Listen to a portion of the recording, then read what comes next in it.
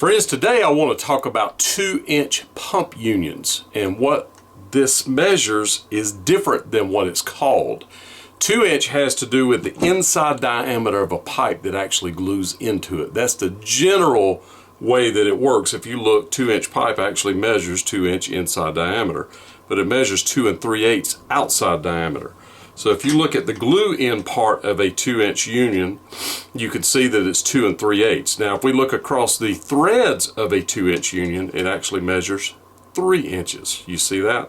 So we have these kits with a 2-inch pump union with a slice valve. You glue this inside of that, then you would cut the pipe off where this goes, glue the coupler on, purple prime blue glue, spin it till it stops. Then you would cut this off and glue back in between. So that is a kit. We also offer this kit with a 90 as well. So the 90 would be like this. You do that, and then where you cut it off at, you would put the coupler on and do that. And we also have it with glue as well. So look in our store and just make sure that your measurements, the pipe measures 2 3/8 outside diameter, and where the pump union goes on measures 3 inches, I should say, across the threads. I don't know much, but I do know hot tubs. I am the spa guy. Bye today.